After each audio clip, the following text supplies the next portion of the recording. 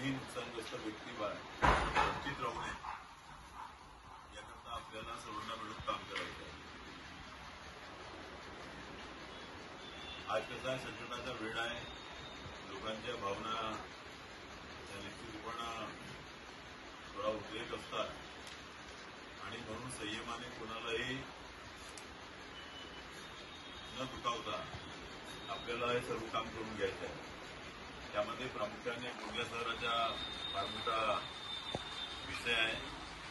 गोंदिया शहरामध्ये अनेक घरामध्ये पाणी शिरलं, जीवितहानी सुद्धा झालेली आहे आणि गोंदिया शहरामध्ये एकही घर ज्या घरामध्ये पाणी शिरलं असेल तर वंचित राहू नये. एकूण एक आपला सर्वे झाला पाहिजे. आणि कोणत्या परिस्थितीमध्ये आपली काय तयारी आहे त्या गोंदिया शहराबद्दल? एक कर्मचारी आहेत पण कामाला लावणे हा मोठा विषय असतो ना. कर्मचारी आपल्याकडे 50-500च्या वर आहे. प्रत्येक गलीमध्ये, प्रत्येक वार्डामध्ये, प्रत्येक ठिकाणी तुम्ही माणसं लावा. पूर्ण नियोजन करणं आजच्याच पाठवा.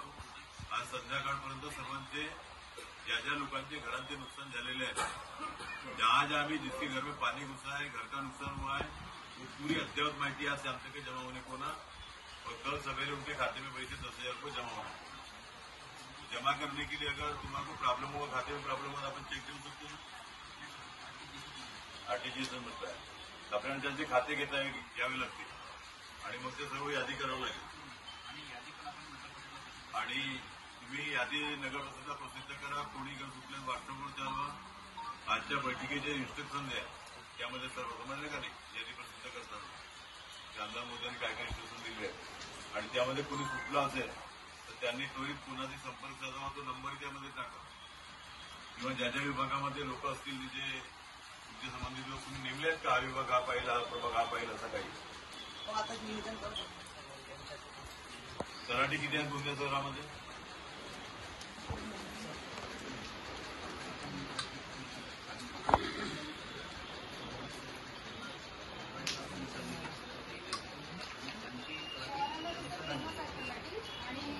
नजूरचे 5 तलाठी आहे.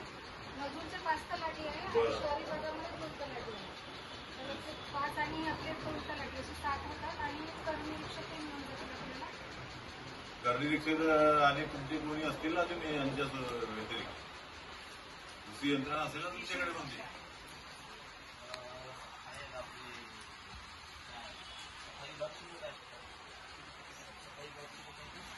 ऑफिसचे कर्मचारी ऑफिसचे कर्मचारी टाका ना. तर इथे दिलं काय बरं बिघड पडते. ठीक आहे. आपल्याला कमीत कमी 50-100 लोकांची टीम बनवा आणि एक एक गली मोहल्ला विचारून घ्या. कोणीही सुटला नाही पाहिजे, कारण नाहीतर उद्या सर्व लोक आपल्या अंगावर चढते. पुन्हा एकूण नाला किनारे पहिले पहा.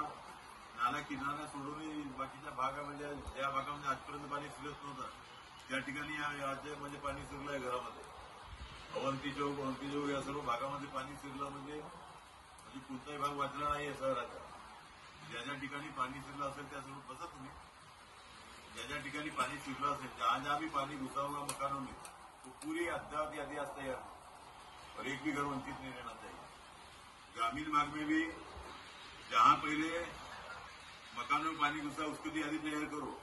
लेकिन सर आपको बता रहा हूं मैं, साथ में अपने को इसके भी पंचनामे करना पड़ेगा. करके नहीं करेंगे तो वो लोग आग पर चढ़ेंगे. उनको क्या लगता है कि हमारा सर्वे नहीं हो रहा. और दूसरी बात, अभी मेरी सभी तलाठी महोदय से मेरी विनंती है, कृपया थोड़ा उधार की लोकर के सर्वे करो. तो क्या होता है अपन फिर आप बसत नहीं, ये ऐसा नहीं, वो वैसा नहीं. जो भी हुआ है, जब अंशता में अगर 50% के ऊपर अपने को लगता है तो पूर्णता में घर दिखाओ. बराबर है क्या नहीं? तो क्या होता है, फालतू में फिर सभी लोग वंचित होते हैं, बाद में चिल्लाते अपने अंतर आते हैं. सरकार पैसा दे रही है, अपने कोई प्रॉब्लम नहीं है.